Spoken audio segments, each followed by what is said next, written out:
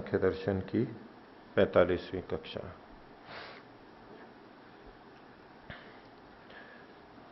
पिछले पाठ में से किन्हीं को कुछ पूछना है तो पूछ सकते हैं।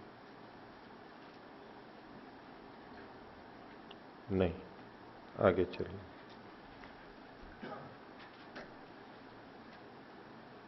पिछली कक्षा में छठे अध्याय का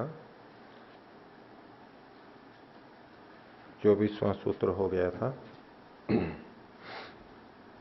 जिसमें बताया गया था कि स्थिर सुखम आसनम, ये जो परिभाषा है, ये जहां भी लगेगी वही आसन कहलाएगा। कोई निश्चित आसन के लिए नियम नहीं है कि इसी आसन में हमें बैठना है, कोई भी आसन हो सकता है। आगे विवेक के लिए, साधना के लिए जो क्रम है उसके बारे में बता रहे हैं। 25वां सूत्र बोलिए। ध्यानम निर्विषयम मनः। ध्यान किसे कहते हैं? तो निर्विषयम मनः।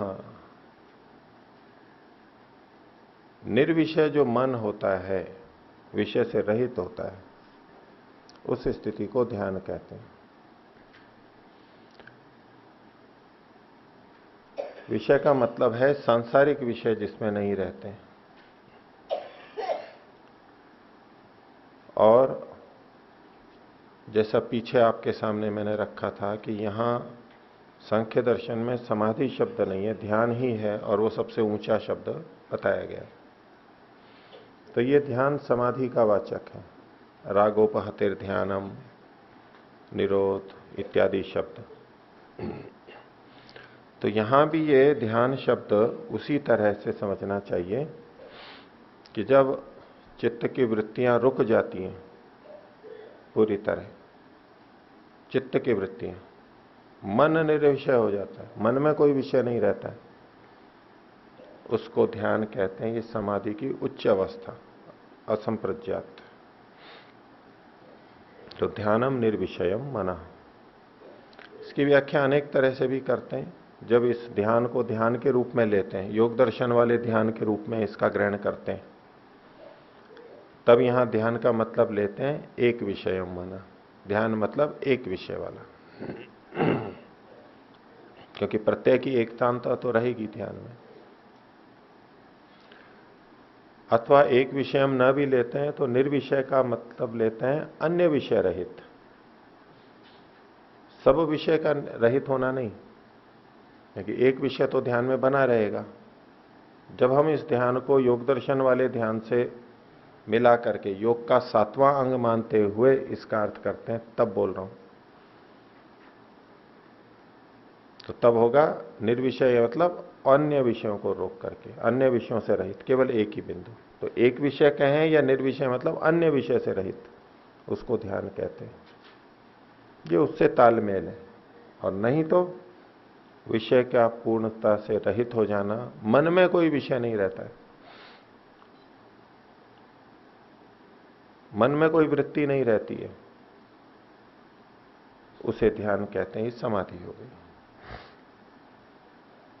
अब इसके ऊपर प्रश्न उठ रहा है कि ये आपने निर्विषय मन को ध्यान कहा, मन की ऐसी स्थिति को ध्यान कहा, तो मन निर्विषय हो या सविषय हो, आत्मा को उससे क्या फर्क पड़ता है?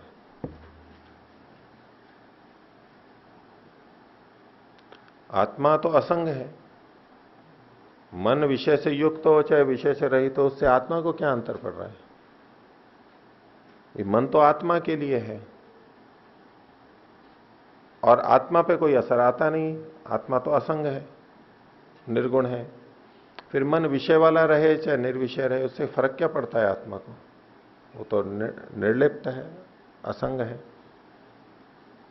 तो आप ये जो इतनी सारी साधना करके ध्यान करवाना, ये करना, विषय रहित करना, इसका प्रयोजन ही नहीं है। कुछ रहे चाहे ना रहे, आत्मा को क्या फर्क पड़ता है? तो उसके लिए अगर कोई ऐसा कहे तो 26वां सूत्र देखिए। उभय था अभी अविशेषः चेत नैवम उपराग निरोधात विशेष। कोई कहे कि उभयथा अपि अविशेषत्व, दोनों ही तरह से आत्मा की दृष्टि से कोई विशेषता नहीं है इसमें, सविषय हो चाहे निर्विषय हो, आत्मा की दृष्टि से कोई भिन्नता नहीं है उसमें, ऐसा यदि कोई कहे तो उभयथा अपि अविशेष, दोनों ही दृष्टियों से ये तो समान है, इति चेत, ऐसा कोई कहे तो उत्तर है नैवम, ऐसी बात नहीं है कि आत्मा में अंतर नहीं पड़ता है। मन के सविषय निर्विषय होने का प्रभाव आत्मा पर पड़ता है। कैसे? तो कहा कि उसमें विशेषता होती है, उपराग निरोधात विशेषः। पूर्व पक्षी कह रहा था आक्षेप वाला कि इसमें अविशेष होगा, फिर तो बोले नहीं विशेष होता है। क्या? एक में उपराग होता है और एक में निरोध होता है। जब सविषय होता है, जब मन सविषय होता है तो आत्मा में उपराग होता है, उसका आत्मा रंगता है उससे। जैसे स्फटिक मणि वाला उदाहरण था, पास में कोई रंगीन चीज लाई जाए तो वो मणि उस रंग वाला हो जाता है। तो आत्मा उपरक्त होता है, जब जब मन में विषय आएगा आत्मा वैसा वैसा रंगेगा, रंगा जाएगा वो। और जब निर्विषय होगा तो उपराग नहीं होगा, तब निरोध होगा, वृत्तियों का निरोध होगा। ये निरोध शब्द फिर आया यहां पर, यह भी समाधि की तरफ संकेत करता है। तो कहा उभयथा अपि अविशेषश्चेत, कोई कहे कि दोनों ही तरह विरोध नहीं है, विशेष नहीं है, यानी सामान्य है, तो बोले नहीं, एक में उपराग होता है और एक में निरोध होता है, ये विशेष है। जिसका ध्यान नहीं लगा है, जिसने मन को निर्विषय नहीं किया है, उसमें उपराग होगा, आत्मा उपरक्त होगा, उस रंग से रंगा जाएगा। और जिसने ध्यान लगा लिया है, मन निर्विषय हो गया है, उसमें निरोध होगा, उपराग नहीं होगा, उपराग से रहित होगा, आत्मा अपने आप में स्थित होगा, स्वस्थ होगा। तो पीछे स्वस्थ की परिभाषा आई थी, तन्निवृत्तो उपशांतोपराग, स्वस्थ, उपराग उपशांत हो गया है उसका, ये निरोध हो गया है, वृत्ति निरोध हो गया है, उपराग होना बंद हो गया है, प्रभावित होना वो बंद हो गया है, ये विशेषता रहती है।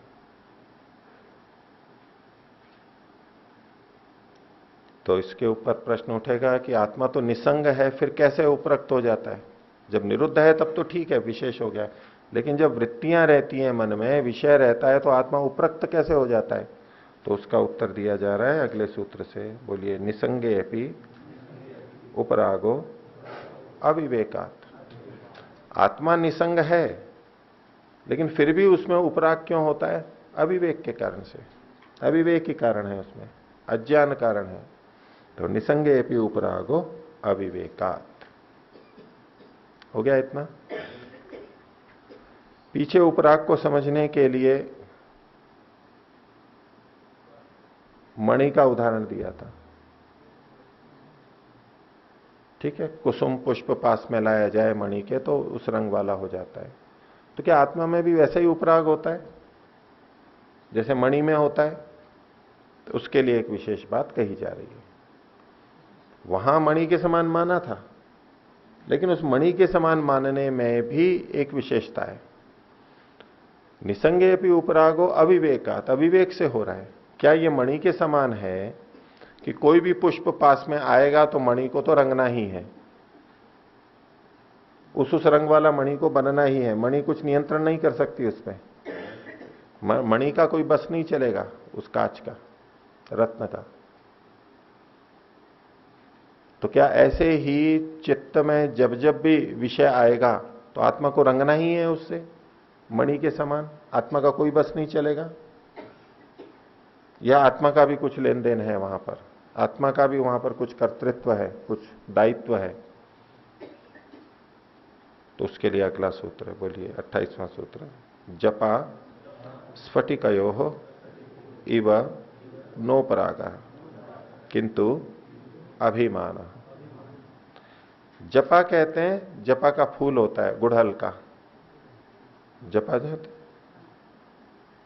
लाल लाल होता है।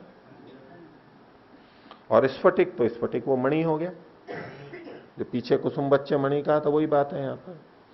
तो बोले जपा और स्फटिक, लाल लाल फूल और उस स्फटिक मणि के समान आत्मा में उपराग नहीं होता है कि वो पास में आएगा और वो उपरक्त हो जाएगा, ऐसा नहीं है। वो जड़ वस्तु के समान नहीं है आत्मा, उसमें और इसमें अंतर है। वो क्या अंतर है? तो उसके लिखा किंतु अभिमान, ये मात्र उपराग नहीं है, ये अभिमान है। वो अपने को वैसा समझ लेता है। एक तो उपराग है कि जड़ वस्तु रंग गई बस, लेकिन मणि अपने को वैसा समझता नहीं है क्योंकि वो तो जड़ है। तो आत्मा उपरक्त होता है, उस उपरक्त होने में मात्र ये नहीं है कि जड़ के समान वो तो उपरक्त होना ही है, उसको वो अभिमान कर लेता है, वो उसको अपना स्वरूप मान लेता है, वैसा समझ लेता है। ये यहां विशेषता है। अब यूं उपराग होने लगे तो परमात्मा भी उपरक्त ही होगा। ये दुनिया भर की सारी चीजें, विषय, वृत्तियां परमात्मा के अंदर हो रही हैं और परमात्मा सबको जान भी रहा है। अच्छे बुरे सब कर्मों को परमात्मा यथावत जान रहा है। अगर ऐसे ही प्रभाव पड़ता चेतन पे, उपराग होता, तो परमात्मा भी में भी उपराग हो जाता, मणि के समान ही। लेकिन परमात्मा ऐसा नहीं होता है क्योंकि उसमें विवेक होता है, वो अभिमान नहीं करता है, वो भिन्नता देख करके रखता है। ऐसा ही आत्मा के संदर्भ में है कि चित्त में वृत्तियां आई और हमें रंगना ही है मणि के समान, ऐसा नहीं है। ये 100% वैसा उदाहरण नहीं है, लेकिन समझाने के लिए ठीक है कि व्यक्ति जब रंगा जाता है तो ऐसे ही रंगा जाता है। वृत्तियों के अनुरूप, विषयों के अनुरूप आत्मा भी उसकी वैसी ही रंगी रहती है, वैसा ही बनता रहता है, काम क्रोध लोभ से युक्त रहता है। लेकिन ये केवल रंगा जाना नहीं है, ये अभिमान है। वो उसको मान बैठता है ऐसा, उसका भी अपना उत्तरदायित्व, कर्तृत्व बन रहा है। इसलिए कहा जपा स्फटिक न उपरागा, मात्र इतना नहीं है किंतु अभिमान है। इसमें तो अभिमान कर रहा है, ये मान बैठा है। ये अविवेक के कारण से, ये अविवेक का प्रभाव है। जो जैसा नहीं है उसको वैसा मान लेना। ठीक है, हैं? गुलमोहर अलग होता है। गुलमोहर तो उसमें वो भी लाल लाल पत्ते आते हैं, फूल आते हैं, पत्तियां छोटी छोटी होती है उसमें, इमली जैसी, वो अलग होता है। और जपा का फूल अलग होता है, लाल लाल होता, वो भी लाल ही है, बड़ा सा होता है, उसके पत्ते बड़े होते हैं। चले आगे। हैं कहां लगा है? पीछे लगा हुआ है। अच्छा, पीछे लगा हुआ है गुड़हल का, अभी फूल हैं उसमें। लाल रंग का होता है, गहरा लाल रंग का उसका पुष्प होता है। जी। तो अब ये जो अभिमान है, इसको कैसे दूर करें, प्रक्रिया क्या है साधना की, तो पीछे भी बताया, अभी फिर दूसरे शब्दों में संक्षेप से बोल रहे हैं। 29वां सूत्र बोलिए। ध्यान, धारणा, अभ्यास, वैराग्यादि भी तन्निरोध। वो जो विषय हैं उनका निरोध कैसे होगा, इस अभिमान का निरोध कैसे होगा? ये जो पीछे अभिमान कहा, विषय मन में आ रहे हैं तो कैसे होगा, ये रुकेगा कैसे? तो ध्यान, धारणा, अभ्यास, वैराग्यादि भी तन्निरोध। वहां भी ध्यान और धारणा कहा था, साथ में आसन भी था, प्राणायाम भी था, स्वकर्म भी थे, और अभ्यास वैराग्य भी वहां पर था। तो मुख्य उपाय यहां 4 बता दिए, ध्यान, धारणा और अभ्यास वैराग्य इत्यादि, आदि लगाई दिया है। इनके द्वारा इस अभिमान का निरोध होता है, विषयों का निरोध होता है, वृत्तियों का निरोध होता है। यहां फिर निरोध शब्द है, और इसमें ध्यान वही सबसे ऊंची स्थिति है। तो पीछे भी जो निरोध शब्द आया,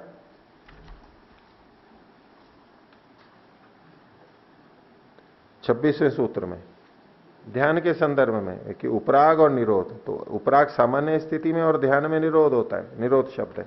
यहां फिर निरोध शब्द आ रहा है, और वही तर्क वहां के वाले यहां भी लगेंगे। तो इस दृष्टि से ये प्रतीत होता है कि ध्यान शब्द यहां पर समाधि के अर्थ में आया है। अगला सूत्र, और बोले कैसे होगा ये अभिमान, कैसे दूर होगा? तो बोले जैसे वृत्तियों को रोकने से होता है। तो इसके लिए भी अगला सूत्र बोलिए। लय विक्षेपयो व्यावृत्त्या इति आचार्य। आचार्य लोग, कुछ लोग ये मानते हैं, अन्य आचार्यों का सम्मान पूर्वक उल्लेख कर रहे हैं, उनकी बात को ये भी स्वीकार कर रहे हैं, इस तरह भी कह सकते हैं। क्या? लय और विक्षेप इन दोनों से व्यावृत्त हो जाना। लय से एक तो निद्रा वृत्ति ली जाती है, उसमें हम लीन हो जाते हैं, बोध नहीं रहता है। और विक्षेप का मतलब है बाकी वृत्तियां, प्रमाण, विपर्य, विकल्प और स्मृति, इन 5 वृत्तियों से। और लय मतलब निद्रा, इनसे व्यावृत्तियां, निवृत्ति के द्वारा इनसे हट करके, इससे भी हम अभिमान से हट सकते हैं, विषयों से हट सकते हैं। ये भी एक तरीका, यूं भी कह सकते हैं। लेकिन ये भी कैसे होगा? तो वही धारणा, ध्यान, अभ्यास और वैराग्य के द्वारा होगा। इसलिए सूत्रकार ने तो उन्हीं को कहा है। कोई कहे कि वृत्ति निरोध कर देते हैं तो भी ध्यान की सिद्धि हो जाएगी, अभिमान रहित स्थिति आ जाएगी। तो लय विक्षेप और व्यावृत्या इति आचार्य। लय और विक्षेप की दूसरी व्याख्या भी की जा सकती है। जो क्षिप्त, मूढ़, विक्षिप्त, एकाग्र, निरुद्ध, ये जो 5 अवस्थाएं बताई, इसमें मूढ़ अवस्था है वो लय वाली अवस्था, और विक्षेप में क्षिप्त और विक्षिप्त ये अवस्था है। तो लय और विक्षेप यानी क्षिप्त, मूढ़, विक्षिप्त, इनको हटा देने पर ये चीजें बनती हैं, यानी एकाग्र और निरुद्ध अवस्था बनती है। एकाग्र भी हटाएंगे, निरुद्ध अवस्था, नहीं तो इन 3 को हटाएंगे तो एकाग्र भी, वो भी समाधि है, और निरुद्ध ये भी समाधि है। ठीक है, यहां तक किन्हीं को पूछना है? बोलिए। आचार्य जी नमस्ते। जी। ये जो स्फटिक मणि का जो उदाहरण दिया है कि उसके पास में जैसा जो रंग आएगा वो उसी रंग वाला हो जाता है। स्फटिक मणि में तो वो जैसा है वैसा, उसमें तो कोई परिवर्तन जड़ चीज होने के कारण तो होता नहीं है।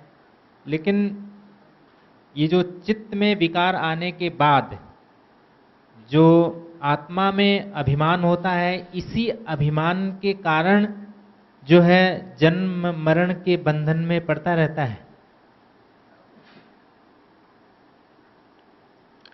कह सकते हैं, हाँ बोल सकते हैं। अच्छा। स्फटिक अपने आप में वैसा रहते हुए भी रंगा हुआ दिखाई देता है।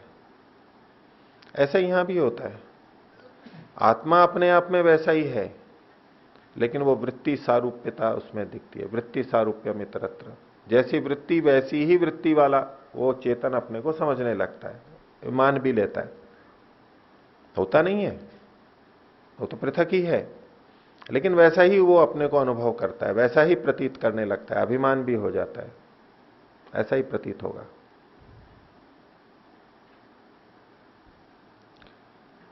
तब आगे एक विषय और उठा रहे हैं। साधना के लिए सबसे उपयुक्त स्थान कौन सा है? साधना के लिए सबसे उपयुक्त स्थान कौन सा है?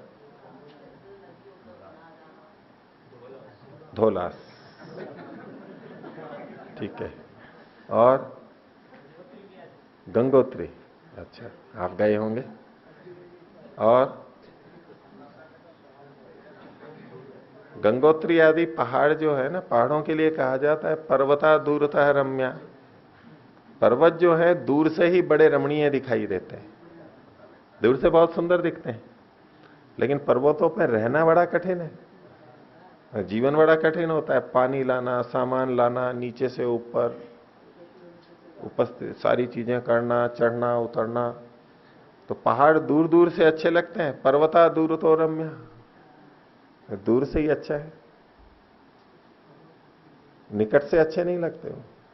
रहना वहां कठिन होता है, जीवन कठिन होता है।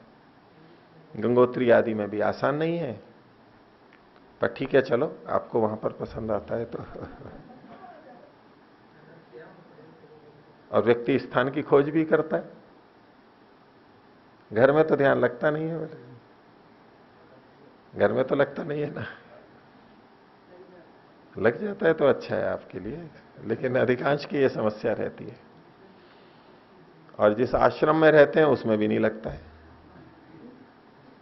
अपने घर में नहीं, फिर वो वहां से दूसरी जगह जाता है कि कहां जा रहे हैं, कुछ दिन साधना के लिए जा रहा हूं। तो वही जिस आश्रम में रह रहे थे वहां क्या थी, लोग तो वहां साधना के लिए आते हैं, आप उसको छोड़ के साधना के लिए जा रहे हो।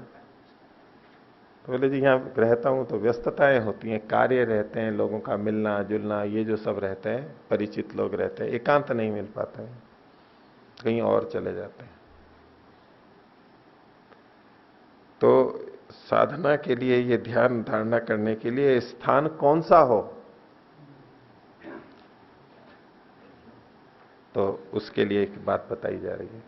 जैसे आसन के लिए कहा था उन्होंने, बिल्कुल वही बात है। 31वां देखिए, बोलिए, न स्थान नियम चित्त प्रसादात।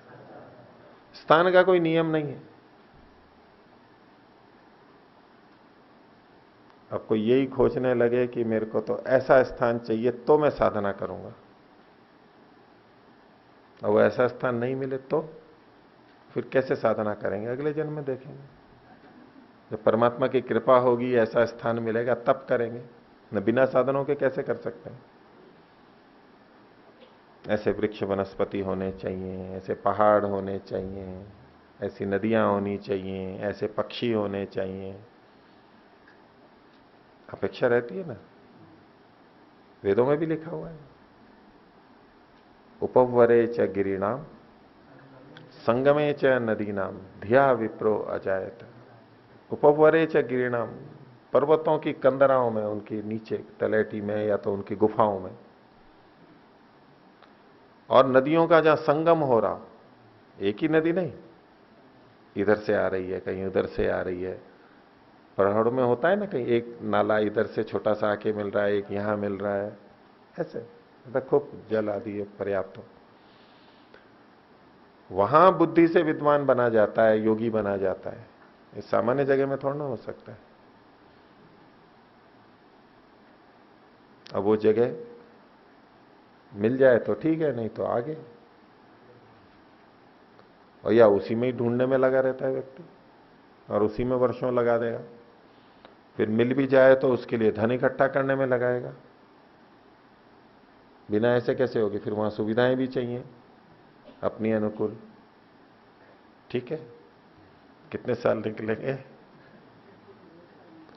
अब कि खुद कमाया नहीं, खुद के पास पैसा है नहीं, तो कहां से? दूसरों से लेंगे, इससे मांगा उससे मांगा, ये थोड़ा ये देगा थोड़ा वो देगा, आशा करके गए थे, इतना दिया कम, दे तो दिया, दो बात सुना भी दी, प्रतीक्षा करवाई, कई दिन लग गए। हम तो चाहते हैं तत्काल जाएं और फटाफट देता जाए व्यक्ति। अब जिससे लिया है वो भी कुछ बात करेगा, कभी समय मांगेगा, कभी कुछ करेगा, ये फिर बंधन का कारण। वो कुछ दबाव बनाएगा, अच्छा आप गुरुकुल खोल रहे हो या तो ये आश्रम खोल रहे हो, साधना कर रहे हो, तो आप साल में एक बार तो सप्ताह भर हमारे घर में आना ही है। आप तो परोपकारी हैं, हमारा भी हित करेंगे। ऐसे उनकी अपेक्षाएं भी जुड़ती है, वो पैसे देते हैं, लाखों दे देते हैं, मान लो अपेक्षाएं जुड़ जाती है। असाधनानुचिंतनम बंधाय भरतवत। ये कल्पना मन में कर लेना कि ऐसा होगा तो ही साधना होगी, नहीं तो नहीं होगी। साधना तो मन का विषय है, बाहर का इतना थोड़ा है। बाहर का बहुत कम प्रभाव होता है, कैसा भी बाहर हो, अंदर से अगर आदमी एकांत है, भीड़ में भी वो अपने को अकेला पाता है, भीड़ में भी वो वैराग्य की स्थिति में रहता है, चमक दमक में भी वो वैराग्य की स्थिति में रहता है, उसको फर्क ही नहीं पड़ता, क्योंकि वो अंतर्मुखी बना हुआ है। और जंगल में रहकर भी बहिर्मुखी है तो वृत्तियां वैसी की वैसी रहेंगी, एकाग्र तो नहीं होगा। हाँ, आलंबन की दृष्टि से थोड़ा ठीक है कि भाई एकदम आलंबन आते हैं और व्यक्ति रोक नहीं पाता है, वो थोड़े एकांत में रहते हैं, वहां तक ठीक है। लेकिन इसी के लिए समय लगा देना, इसी के लिए वर्षों लगा देना, इसी में प्रयत्न करना, तब तक वृद्धावस्था आ जाए, बोले अब करूंगा साधना, युवावस्था तो निकल गई, अब रोगों ने घेर लिया। तो स्थान का कोई नियम नहीं है, इसी जगह पे होगी पूरी पृथ्वी हमारे लिए साधना का स्थान बन सकती है, कहीं भी, पर्वत पे या नीचे, समुद्र के किनारे, नदी के किनारे या रेगिस्तान में, कहीं पर भी।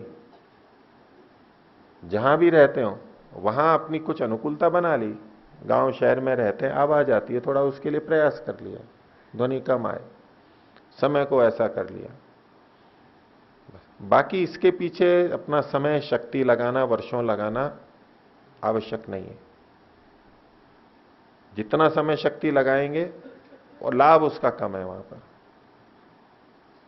उसकी जगह उतनी शक्ति सामर्थ्य इधर लगा देंगे तो ज्यादा लाभ हो जाएगा। पीछे एक बात बताई थी ना, काल नियम वामदेववत। काल का भी नियम नहीं है कि इतने दिन में यह हो जाएगा, न स्थान का नियम है, न आसन का नियम है। तो सांख्य दर्शन का योग कैसा है? नियमों से रहित है। अनियम है ना, अनियम अनियम अनियम, ठीक है। तो न स्थान नियम चित्त प्रसादात्, ये ऐसा योग है जो सब नियमों को हटा करके और उन्मुक्त कर देता है व्यक्ति को, कैसे भी चलो।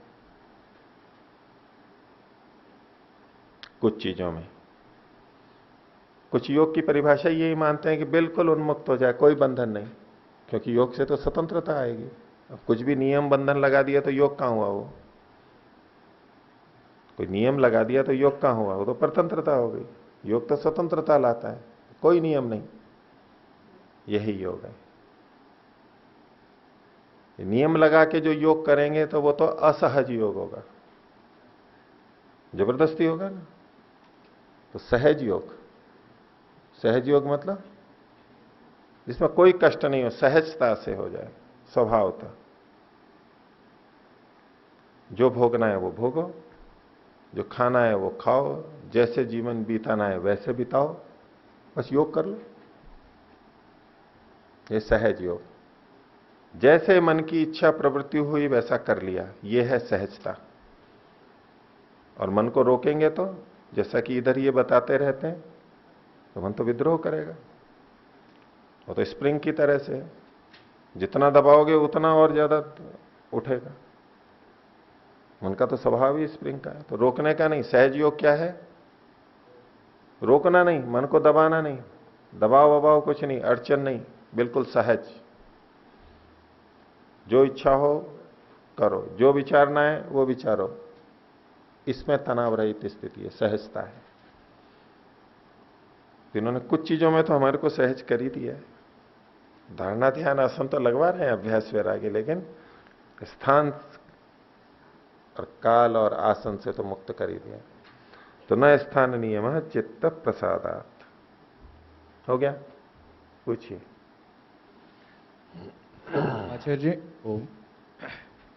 अच्छा, ये तो ठीक है, स्थान का नियम तो नहीं है, परंतु वस्तुतः हम यदि देखा जाए, जो व्यक्ति कोई साधना के लिए स्थान ढूंढ रहा है, तो उसमें जो अंतर्निहित यही अर्थ है कि चित्त प्रसाद के लिए ढूंढ रहा होता है, क्योंकि जिस स्थान में वो वर्तमान में कर रहा होता है, तो वहां उसकी चित्त की प्रसन्नता नहीं होती है।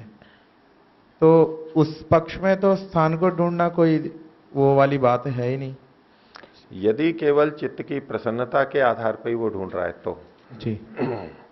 अब किसी ने अपनी चित्त की प्रसन्नता का आधार ही ये बना लिया हो कि मेरी चित्त की प्रसन्नता तो वहां बनेगी जहां इस तरह से होगा, उस पे अपना कल्पित चित्त की प्रसन्नता बना ली। चित्त की प्रसन्नता का मतलब है हमें कोई प्रतिकूलता नहीं आ रही है, हम अपने घर पे भी हैं, वहां भी चित्त प्रसन्न है यदि हमारा, हाँ विरोध नहीं है आपस में, परिवार में सहजता से हम रह रहे हैं, मन प्रसन्न है। ऐसे व्यक्ति हैं जिनको देख के प्रसन्नता होती है, सब कुछ मन में अच्छा लगता है। वो चित्त की प्रसन्नता तो हम कम में भी कर सकते हैं, और वो चित्त की प्रसन्नता हम बहुत अधिक करने लगे कि भाई ऐसा हो ऐसा हो। अब वो स्विट्जरलैंड या जहां पर भी बहुत अच्छे अच्छे दृश्य हैं, या कश्मीर, वहां तो जा ही नहीं सकते हैं, हमारी स्थिति नहीं है। जो जा सकते हैं जाते होंगे। तो चित्त की प्रसन्नता का जो हम आधार बना रहे हैं, तो चित्त की प्रसन्नता किस में, कौन सा पैमाना? कहते हैं ऐसा हो ऐसा हो ऐसा हो, इतना बड़ा हो, तब जाके चित्त की प्रसन्नता होगी। ये तो हमारी द्वारा कल्पित है। चित्त की प्रसन्नता का मतलब चित्त में बाधा नहीं हो, प्रतिकूलता नहीं हो, ऐसी अगर हमारे को स्थिति मिल रही है, हमारे को क्या चाहिए चित्त की प्रसन्नता के लिए? साधक को क्या चाहिए चित्त की प्रसन्नता के लिए? सामान्य चीज है, बिल्कुल सामान्य चीज। उतने में भी वहां पर हो जाएगा।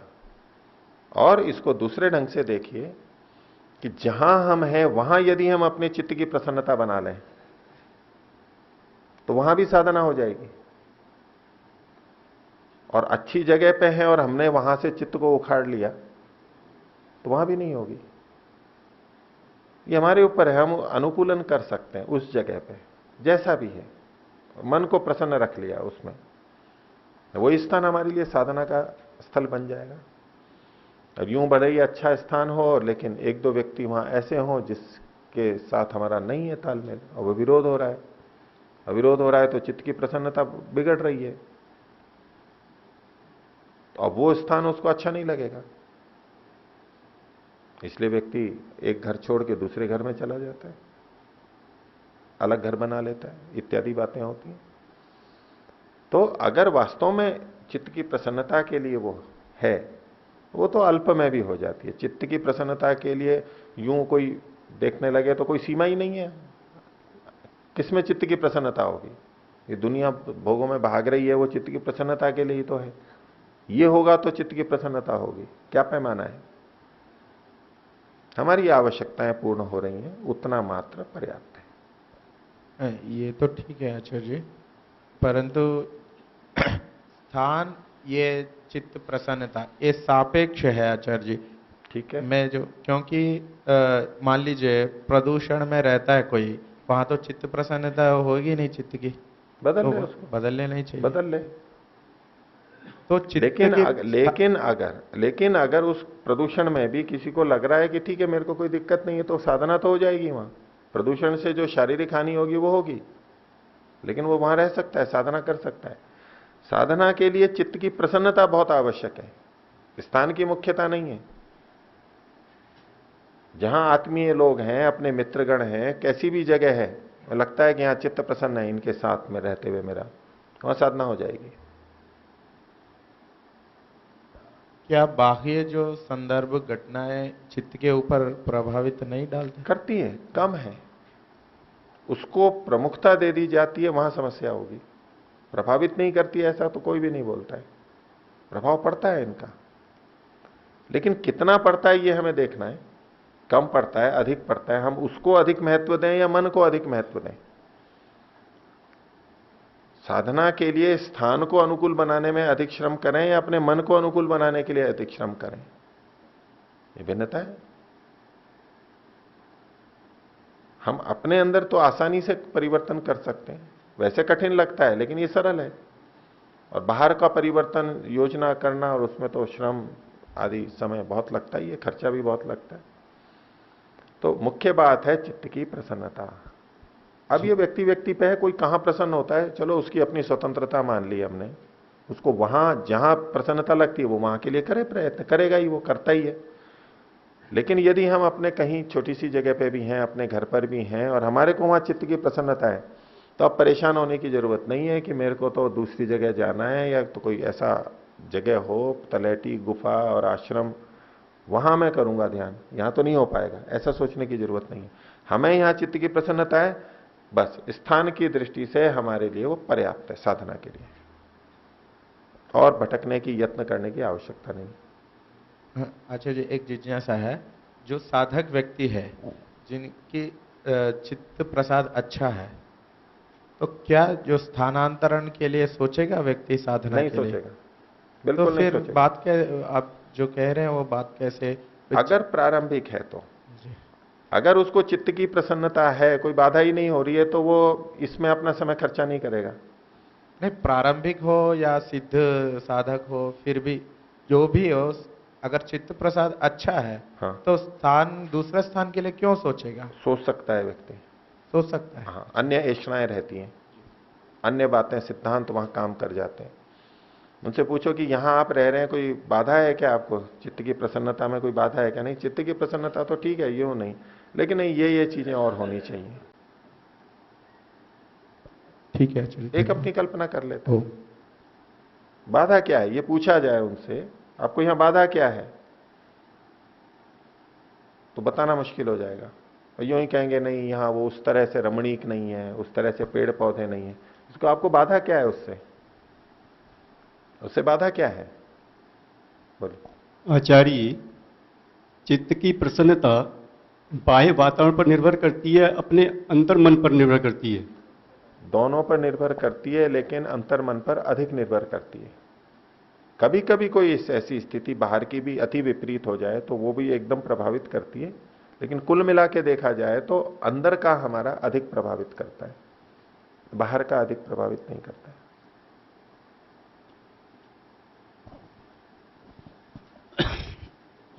नमस्ते आचार्य जी। आचार्य जी, कभी कभी अपने घर पे रहते हुए भी ध्यान की स्थिति के अनुकूल वातावरण नहीं मिल पाता, जैसे कि ध्वनि प्रदूषण है, मंदिरों में रेडियो बज रही है और ध्यान की समय हो गया और ध्यान मन में यह हो रही कि ध्यान और ध्वनि प्रदूषण होने के कारण मन वहां से तो स्थान ढूंढना ही पड़ेगा। ढूंढ सकते हैं, अगर ऐसा है वहां चित्त प्रसन्न नहीं रह पा रहा है, ध्वनि प्रदूषण है और भी कोई कारण है और चित्त प्रसन्न नहीं रह रहा है, तो जबरदस्ती वहां साधना नहीं करनी चाहिए, तो स्थान परिवर्तन के लिए सोचना चाहिए। यही बात है। अब हमने उसको अपना घर समझ लिया, मेरे को यहीं रहना है, मैं जाना ही नहीं है, और चित्त प्रसन्न है नहीं वहां, और सोच रहे हैं कि मैं साधना करूं वहां, तो कभी नहीं होगी साधना। एक बार ऐसा हुआ आचार्य जी, मैं 4 बजे ध्यान में बैठा और बहुत अच्छा ध्यान लगा हुआ, लेकिन गांव में मंदिर है, मंदिर में जो रेडियो बजी और बहुत घनी आवाज आई जिसमें ध्यान हट गया और मन नहीं लगा। और मैं मंदिर में जा करके फिर उनसे प्रार्थना की, भाई थोड़ा शांत वातावरण में थोड़ी बार बजा दिया करो, औरों को भी मौका थोड़ा दिया करो। तो ऐसे ऐसे कभी कभी ऐसी स्थिति बन जाती है, तो उसके अनुकूल वातावरण तो ढूंढना पड़ेगा ही। ढूंढना पड़ेगा। और आपने दूसरा समाधान भी देख लिया ना कि उनको धीमे करवाया, या भाई आप बाद में बजा लेना इत्यादि। ठीक है, बोलिए। पहले से हाथ खड़ा, बोलिए। हाँ बोलिए। आचार्य जी, ये जो स्थिर सुखम आसनम जो है, इसमें जो आसन शब्द है कि मतलब स्थिरता से बैठना आसन है, लेकिन जो यहाँ नियम नहीं बना रहे हैं इसमें स्थिर सुखम आसनम इति न नियमः, तो वहां पर भी किसी आसन विशेष का तो नाम नहीं लिया है, तो यहाँ पर नियम किस तरह से बनाया जा सकता है? नियम नहीं है ये कह रहे हैं। हाँ, नहीं है नियम ना। किसी भी आसन पे बैठ जाओ, कोई कहने लगे कि नहीं इसी आसन पे बैठो, वो मन में सोच ले कि नहीं एक ही कोई आसन होना चाहिए, उसी में सबसे ज्यादा होगा, उसका कोई फर्क नहीं पड़ेगा। अच्छा। कोई कहने लगे नहीं इस आसन में समाधि लगेगी, इस आसन में कभी भी नहीं, जब तक पद्मासन सिद्ध नहीं होगा तब तक समाधि नहीं लगेगी। यही पालकती लगा के बैठ गए, इसमें कोई समाधि लगेगी आपकी? ऐसा कोई कह सकता है? कोई अंतर नहीं पड़ेगा उससे। ओके, नहीं स्वस्तिक आसन होना चाहिए, सिद्धासन होना चाहिए, वज्रासन होना चाहिए, ऐसे कोई नियम नहीं। आप जितनी अनुकूलता से कोई भी एक आसन आपका सिद्ध होना चाहिए जिसमें आप देर से रह सकें, स्थिर सुखम आसन हम बन सके, कोई भी हो। साधना तो मन में होनी है, ये तो केवल शरीर की ऐसी स्थिति है जिससे कि बाधा नहीं आए साधना में, ऐसा इसको रखना है, बना के छोड़ दिया एक तरफ, बस खत्म। आग्रह जो बन जाते हैं नियम के, उसको हटाया जा रहा है कि इसमें आग्रह करने की जरूरत नहीं है, कुछ भी हो चिंता नहीं करनी है। तो न स्थान नियम चित्त प्रसादात। हो गया, बोलिए। अच्छा आचार्य जी, जैसे ये बोलते फिजिकल कंडीशन तो होनी चाहिए और साथ में जैसे ये प्राइमरी मूवमेंट बनाते हैं, बोलते हैं वहाँ विशेष एक शक्ति की स्थिति रहती है, तो वहाँ ध्यान अच्छा लगता है। और फिर इस प्रकार से जैसे हमारे पूर्वज लोग बड़े बड़े स्थान पे गए जो महापुरुष हुए, तो ये इनकी कुछ विशेष सोच रही होगी उसके पीछे। सोच रही होगी, उनका चित्त वहां प्रसन्न होता है, उनका बाह्य प्रभाव भी होता है, उसका निषेध नहीं कर रहा हूं मैं। बाह्य चीजों का आप जो कह रहे हैं, गुफा का, पहाड़ का या कोई पिरामिड का, उनका जो अपना प्रभाव होता है, लेकिन उन प्रभावों के उनके रहते हुए भी अगर वहां चित्त प्रसन्न नहीं है, एक वो स्थान है जो वैसे तो बहुत अच्छा है लेकिन वहां चित्त प्रसन्न नहीं है, और एक वो स्थान है जो बाह्य दृष्टि से उतना अच्छा नहीं है लेकिन अपना चित्त वहां पर प्रसन्न है। आप दोनों में से किसको चुनेंगे? बातचीत की है, बातचीत की है, ये विवेक यहां पर दिया जा रहा है। जहां चित्त भी प्रसन्न हो, बाहर की भी अनुकूलता हो, अवश्य लेना चाहिए। कौन मना कर रहा है? उसका खंडन थोड़ा ना कर रहे हैं, वो भी ले सकते हैं। लेकिन जब हमें निर्णय करना हो तो विवेक रहे कि यहां ये बाहर की चीज मुख्य नहीं है, चित्त की प्रसन्नता मुख्य है। वो एक परिस्थिति में रह रहा है व्यक्ति, बोले नहीं मेरे को तो यहीं रहना है जंगल में, भले ही कितना परेशान हो रहा हूं, अब चित्त प्रसन्न रह नहीं पा रहा है, वहां स्थितियां ऐसी हैं, बोले नहीं साधना तो यहीं करूंगा मैं, नहीं होगी साधना। तो केवल ये ध्यान दिला जा रहा है, मुख्यता है चित्त की प्रसन्नता की। जहां चित्त प्रसन्न है साधना हो सकती है, क्योंकि साधना चित्त की ही होती है। ये बाहर तो केवल बाह्य रूप है, इसका भूमिका मात्र है, मूल साधना तो अंदर ही होनी है। योगश्चित्त वृत्ति निरोध। गुरुजी जैसे फिजिकल प्रॉब्लम आती रहती है, मच्छर ज्यादा काट रहे हैं ऐसे स्थान पे, गर्म ज्यादा है, तो उसका उपाय कर लीजिए, मच्छरदानी लगा लीजिए। गर्म ज्यादा है तो ठीक है, पहाड़ी पे जाना है तो एक वो तरीका है, और आजकल अन्य साधन भी उपलब्ध है, वहां पर कर लीजिए। जैसे बोलते हैं पहाड़ी की तरफ ऑक्सीजन ज्यादा रहती है, औषधि का ज्यादा एक वातावरण रहता है, उसका कोई प्रभाव विशेष? ये कहा जाता है, ठीक है, जंगल है वहां पर, ठीक है, पेड़ पौधे हैं, ऑक्सीजन है, लेकिन पहाड़ों पे जितना ऊपर जाते हैं एक तो वायु विरल हो जाती है, डाइल्यूट हो जाती है, छितर जाती है, और ऑक्सीजन भी कम हो जाती है। ऑक्सीजन का प्रतिशत ऊपर कम होता है पहाड़ों के ऊपर, औषधि क्षेत्र ऑक्सीजन का प्रतिशत कम होता है, और ज्यादा जाते हैं तो ऑक्सीजन का सिलेंडर लेके जाना पड़ता है, एवरेस्ट आदि पे जहां ऊपर है, थक जाता है आदमी जल्दी, सांस जल्दी चढ़ता है, तो ऑक्सीजन उल्टा कम होती है वहां पर। वो हर्बल क्षेत्र रहता है थोड़ा औषधि का, तो वातावरण बोलते हैं बन जाता है वहां पे, लेकिन एकाग्रता वहां ज्यादा बनती है ड्यू टू पीसनेस, ऑक्सीजन की कमी के कारण से। ऑक्सीजन की कमी से एकाग्रता बनती है, उल्टा है। जो गुफाओं को पसंद करते हैं ना, भाई यहां बहुत मेरा मन लगता है, और गुफा में खिड़की भी नहीं है, कुछ भी नहीं है, अंदर बैठा है बस, हवा भी का आवागमन भी नहीं है। मूल कारण है वहां ऑक्सीजन कम होती है। ऑक्सीजन कम होती है तो मस्तिष्क की सक्रियता कम होती है, और वो उसी को सोचता है मेरी एकाग्रता बन रही है। ये बाह्य एकाग्रता है, ये आंतरिक एकाग्रता नहीं है, तो कहीं भी पैदा कर लो। और इसीलिए कई साधकों को कहता है जी मैं कमरा बिल्कुल बंद करके बैठते हैं, वो तहखाना बनाते हैं, छोटी सी खिड़की रखते हैं और उसको भी बंद कर देते हैं, प्रकाश भी बंद कर देते हैं, और ऑक्सीजन की न्यूनता वहां पर रहती है। बोले यहां आते ही थोड़ी देर में मेरा मन बहुत शांत हो जाता है। ठीक है, ऑक्सीजन की कमी होगी तो मस्तिष्क की सक्रियता कम होगी और लगेगा वृत्तियां रुक रही हैं अपने आप। इसलिए पहाड़ों पे जाते ही लगता है वो बहुत मन एकाग्र है, नीचे आते ही चंचल हो जाता है। चंचल क्या होता है? मन बुद्धि सक्रिय हो जाती है, ऑक्सीजन की पर्याप्तता रहती है। अब जिन्होंने अध्यात्म को यही समझ रखा है कि बस वृत्तियां रुक रही हैं, यही ध्यान है, यही साधना है, उनको और संस्कारों से कोई लेना देना नहीं। ध्यान लग रहा है हमारा, भाई एकाग्रता हो रही है, वृत्तियां रुक रही हैं, कैसे रुक रही हैं कुछ उसको कोई लेना देना नहीं। ध्यान को समझा ही नहीं है पूरी तरह से, होता क्या है ध्यान, समाधि होती क्या है और ईश्वर प्राप्ति होती कैसे। बस केवल इतना पकड़ लिया कि वृत्ति रहित होने चाहिए, न तज्जस्यापि तद्रूपता पंकजवत। वृत्तियां रुकनी चाहिए, ठीक है, कैसे रुकनी चाहिए ये पता नहीं है। और जो पहाड़ों पे साधु संत रहते हैं, जिनको साधु संत बोलते हैं या योगी कहते हैं, उनमें नशे की आदतें होती हैं ना, व्यापक है ये। क्यों? बम बम बोले, बूटी खाते हैं वो हरी हरी, भांग पीते हैं, क्यों? शिव बूटी है, शिव के समान ध्यान लग जाता है। हो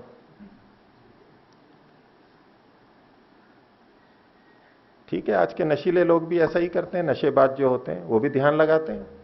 आप में और उसमें अंतर क्या है? प्रवृत्ति में अंतर क्या है?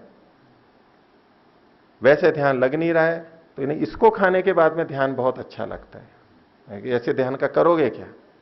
नहीं जी, ध्यान लगता है इससे।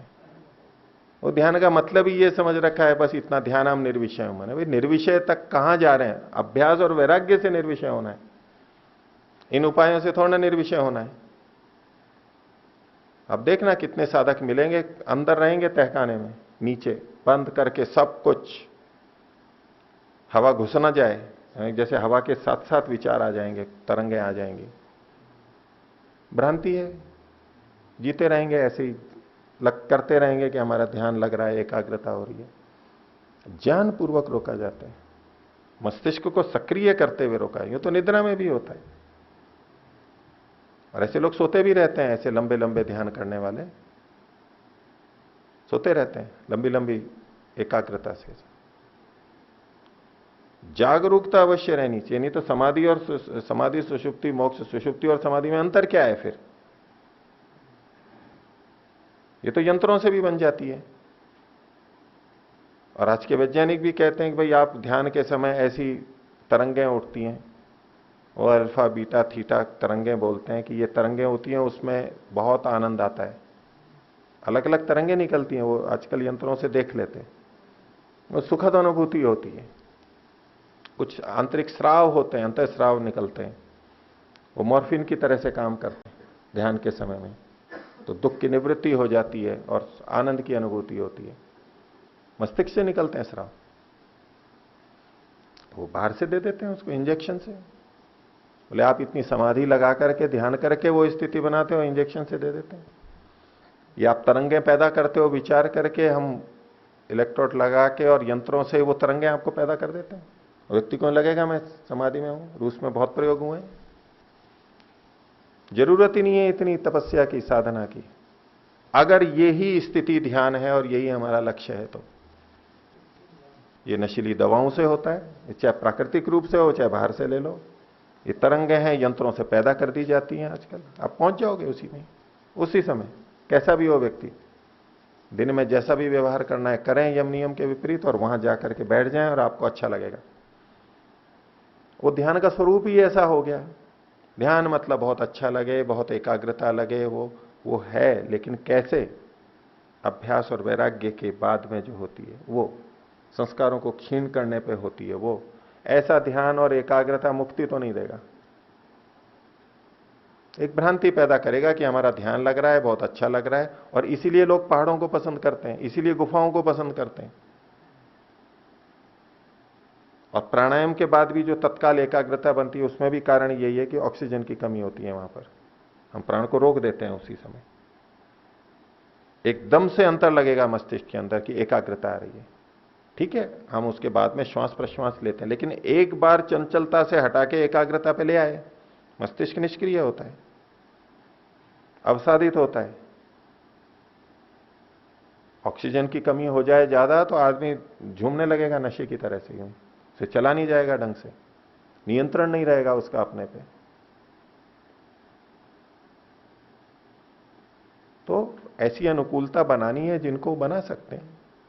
बाह्य चीजों का भी प्रभाव पड़ता है, लेकिन मुख्य चीज है चित्त की प्रसन्नता।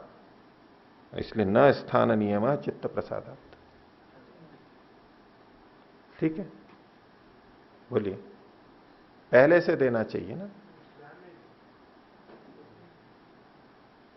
और किन्हीं को पूछना है? बोलिए जी। पहाड़ों पर तो पेड़ बहुत होते हैं, तो ऑक्सीजन की प्रचुर मात्रा रहती है वहां। पहाड़ अगर नीचे के हैं तो वहां पेड़ बहुत रहते हैं, अधिक ऊपर जाएंगे तो पेड़ कम हो जाते हैं, पेड़ नहीं मिलेंगे वहां। जैसे यहाँ पर है जी, ऊपर ऊपर भी पेड़ हैं। ये अधिक ऊंचा नहीं है। अच्छा जी। आप ऊंचे जाओगे, आप पहाड़ी पे चले जाओ, ज्यादा ऊंचे आपको बड़े पेड़ नहीं मिलेंगे। छोटे छोटे मिलेंगे, और कहीं तो आगे ऊपर जाओगे तो बिल्कुल नहीं मिलेंगे। तो गुफाएं तो थोड़ी नीचे भी होती है। रहो ना तो नीचे, कौन मना थोड़ा ना कर रहा है कोई। और एक आभ्यंतर मन में प्राणायाम, आकर्षण होता है। ऐसी कोई गुफा मिले, उन्होंने ऋषि लोग गुफाओं में किया करते थे। गुफाएं किसकी बनती है? चट्टानों की है। ये आजकल के कमरे भी गुफाएं हैं, सीमेंट की बनी है, ये भी तो चट्टान ही है। चट्टान को पीस के बनाया, सीमेंट कर लिया, ये भी चट्टान बन गई है। और क्या, आप अनुकूलता रख लो, बल्कि नियंत्रित है यहां तो। चित्त की प्रसन्नता होनी चाहिए बस। लेकिन ये तो पाश्चात्य लोगों से आया हुआ है ना, ये मकान भवन, इसमें तो योग नहीं हो सकता। भारतीय शैली होनी चाहिए, झोंपड़ी होनी चाहिए, या प्राकृतिक ईश्वर प्रदत्त होनी चाहिए। मानव निर्मित में थोड़ा ध्यान हो सकता है, ये दूषित है। पाश्चात्य संस्कृति और ज्ञान का प्रभाव आ गया, इसलिए ध्यान नहीं हो सकता यहां पर। बोलिए। आभ्यंतर प्राणायाम में तो ऑक्सीजन की प्रचुर मात्रा होती है, मतलब नहीं, वो उसमें- थोड़ी देर के लिए होती है। जब हमने रोक दिया, जी अब उसमें खर्च होना शुरू हो जाएगा। जी हमने भर के बैठ गए, अब धीरे धीरे खर्च हो रहा है, काम में आ रही है। फेफड़ों में क्या चल रहा है? जो वायु में ऑक्सीजन थी वो रक्त में चली गई, रक्त की कार्बन डाइऑक्साइड फेफड़ों में आ जाएगी, करते करते करते, और कार्बन डाइऑक्साइड बढ़ जाएगी। और एक ऐसी स्थिति आएगी कि वहां से ऑक्सीजन लेना संभव नहीं हो पाएगा। ऑक्सीजन इधर से उधर रक्त में नहीं जा सकती, दबाव बदल जाएगा। तो वहां भी वही होगा, वहां देरी से होता है। आभ्यंतर प्राणायाम में देरी से होगा, बाह्य प्राणायाम में यह स्थिति शीघ्र आएगी। लेकिन ऑक्सीजन की कमी तो हम कर रहे हैं, कार्बन डाइऑक्साइड रक्त में बढ़ रही है, मस्तिष्क में कार्बन ऑक्सीजन की कमी आ रही है सीमा तक, लेकिन नियंत्रित रूप से हम उसका प्रयोग करते हैं तो चंचलता से हटा के एकाग्रता कुछ देर के लिए ले आते हैं। अब फिर हम उसको बढ़ा लेते हैं आगे। एक बार शुरू हो जाए ना, प्रारंभ होना कठिन होता है, एक बार शुरू हो जाए फिर तो चल पड़ता है। तो शुरुआत करने के लिए प्राणायाम हमारे को बहुत प्रेरित करता है, अनुकूलता देता है। फिर आगे तो हम चला लेते हैं गाड़ी। एक बार धक्का लग गया जोर लगा के, तो फिर चल पड़ती है। उसका जी अंदर की वृत्तियों पर भी तो प्रभाव पड़ता है, उससे वो मतलब क्षीण होती है। हाँ होती है, वही तो कह रहा हूं मैं, वृत्तियां क्षीण होती हैं। कैसे होती हैं? तो वहां पर ऑक्सीजन की कमी होने से, चाहे वृत्ति, हमको तो मतलब चित्त प्रसादन से प्रयोजन है। तो इसीलिए चित्त प्रसादन बाद में भी कर लेंगे, इतना कुछ उपयोग तो किया ही जाता है प्राणायाम का। मैं तो केवल समानता बता रहा हूं आपको, मैं निषेध थोड़ा ना कर रहा हूं कि प्राणायाम नहीं करना चाहिए। तो फिर जो पहाड़ों पर लोग रहते हैं उनके अंदर मतलब ये दोष नहीं देखा जाना चाहिए। वहां भी हो सकता है दोष, क्यों नहीं हो सकता है? उनको वही अच्छा लगता है, वो उसके इतने आदी हो जाते हैं कि नीचे आते ही तो वृत्तियां खराब हो जाती हैं। और दोष किसको देते हैं? बोले यहां सांसारिक लोग रहते हैं इसलिए यहां वृत्तियां खराब हो जाती हैं। पहाड़ों पे सांसारिक लोग नहीं रहते इसलिए वहां वृत्तियां शांत रहती हैं। ये परिस्थिति के कारण से हमने ऐसा बना लिया है। अंदर हमने क्या परिवर्तन किया, संस्कार हमारे पे अपने पे क्या डाले, ज्ञान की दृष्टि से हमने क्या परिवर्तन किया, वो नहीं है तो ये तो सब बाहर बाहर का चलता रहेगा। ठीक है जी। तो न स्थान नियम चित्त प्रसादा, चित्त की प्रसन्नता होनी चाहिए। तो स्थान का कोई नियम नहीं है साधना में।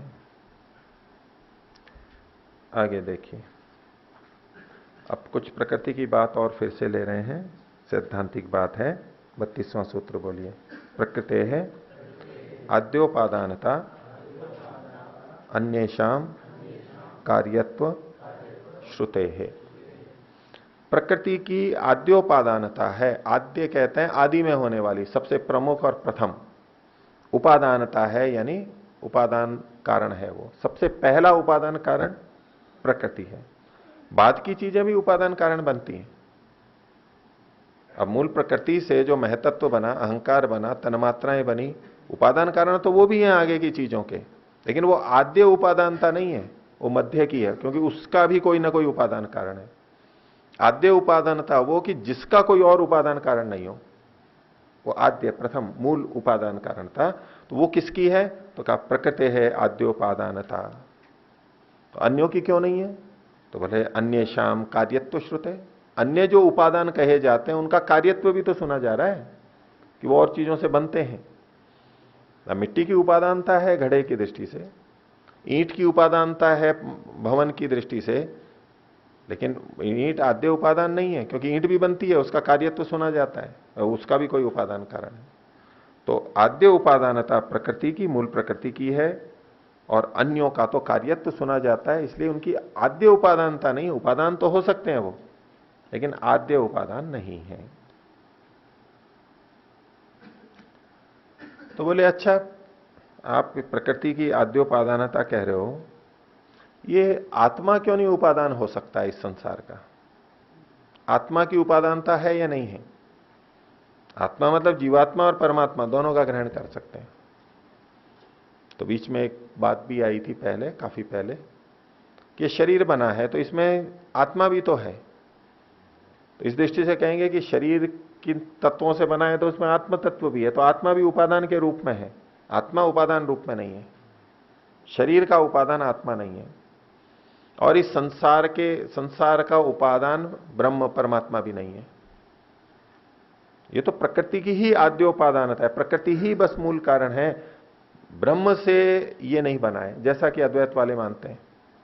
वो प्रकृति को नहीं मानते, प्रकृति की आद्योपादानता नहीं, ब्रह्म ही उपादान है, अभिन्न निमित्तोपादान कारण, कि ब्रह्म इस जगत का उपादान कारण भी है और निमित्त कारण भी है, दोनों वो अकेला ही है।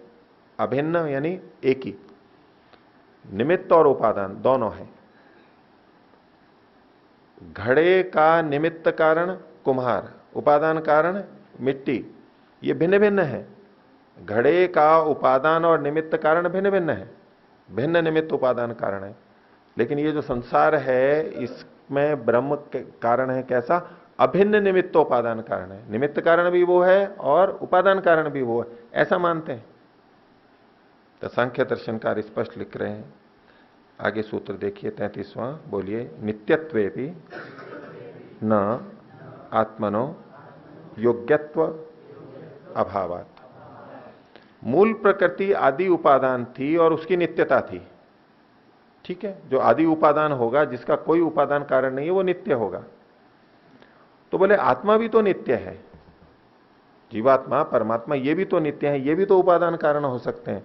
तो कह रहे हैं नित्यत्वे भी न आत्मना, आत्मा यद्यपि नित्य है लेकिन उसकी उपादान कारणता नहीं है। क्यों नहीं है?